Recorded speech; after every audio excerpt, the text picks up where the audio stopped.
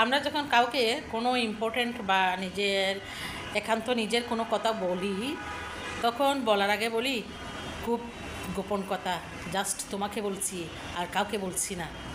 বাস, ওই গোপন কথা কিন্তু আর গোপন থাকবে না, কখনোই থাকবে না, কখনোই থাকবে না।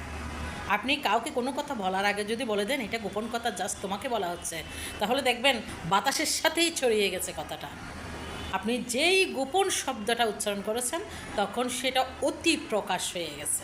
এটাই হচ্ছে মানুষের স্বভাবগত ধর্ম।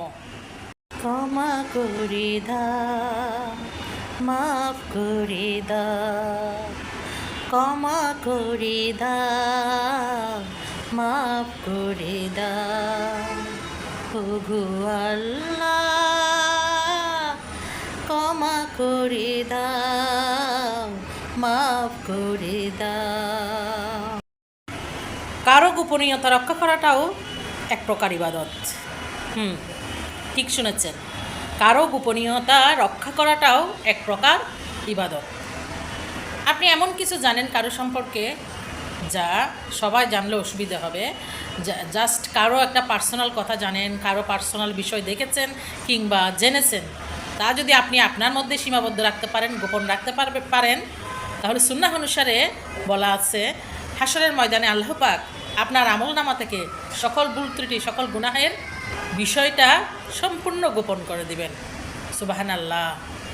আপনার রূপের ঝলক দেখে গুণের বাহাবা দিতে দিতে যারা আপনার নিকটস্থ হয়, আপনার আপন সাজে, তারা কেউ আসলে সত্যিকারে আপনার আপন না। তারা সবাই হচ্ছে ক্ষণস্থায়ী পোকা মাত্র। সময়ের প্রয়োজনেই আসে, প্রয়োজন শেষে সবাই ফুরুত। আপনার আপন, আপনার সত্যিকারী প্রিয়জন সেই জন যে আপনার সর্ব অবস্থায় আপনারই থাকে। কাউকে আপনার খুব পছন্দ হয়েছে, খুব বেশি মনে ধরেছে, কারোর প্রতি আপনার খুব বেশি আন্তরিকতা জন্মেছে, তাহলে সেই মানুষটা থেকে আপনি দূরে সরে থাকেন। যতই নিকটস্থ হবেন, যতই সেই মানুষটার সম্পর্কে জানাশোনা হবে, তখন আপনি বুঝতে পারবেন আপনি সম্পূর্ণটাই ভুল ছিলেন। আপনার সিদ্ধান্ত, আপনার পছন্দ সম্পূর্ণটাই ভুল ছিল। এটাই ঘটে সবার ক্ষেত্রে।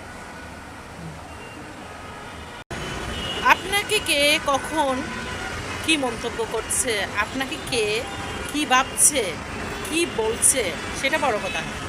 বড় কথা হচ্ছে মন মানসিকতার দিক দিয়ে আপনি আপনি নিজেকে কি মনে করেন, এবং আপনি সত্যিকারে আপনি মানুষটা কি, কতটুকু, সেটাই বড় কথা। অনেকে অনেক কিছু বলবে, অনেকের অনেক কিছু বলা দিয়ে আপনার কি আসে যায়? আপনি কতটুকু, আপনি কে, সেটা আপনার নিজের উপর নিজের আত্মবিশ্বাসটাই হচ্ছে বড় কথা। কোনো নারীকে সরাসরি চরিত্রহীন বলাটা আসলে আমি মনে করি না কোনো ভদ্র সমাজের ব্যবহার কিংবা কোনো মনুষ্যত্বের লক্ষণ। কোনো নারীকে সরাসরি চরিত্রহীন বলাটা কোনো মনুষ্যত্বের লক্ষণ নয়। চিন্তা করবেন, কাউকে চরিত্রহীন বলার আগে, কোনো নারীকে চরিত্রহীন বলার আগে চিন্তা করবেন ওই নারীর গর্ভ থেকে আপনি জন্ম নিয়েছেন। আপনি যে হন, নারী জাতিকে যখন চরিত্রহীন বলবেন তার আগে চিন্তা করবেন আপনার জন্ম কোত্থেকে। হ্যাঁ, আর একটা কথা সবসময় মনে রাখবেন, একটা নারী চরিত্রহীন কখন হয়, কী জন্য হয়? একটা পুরুষের কারণেই কিন্তু একটা নারী চরিত্রহীন হয়। সো মানুষকে অপবাদ দেওয়ার আগে, সরাসরি কোনো নারীকে চরিত্রহীন বলার আগে মাইন্ড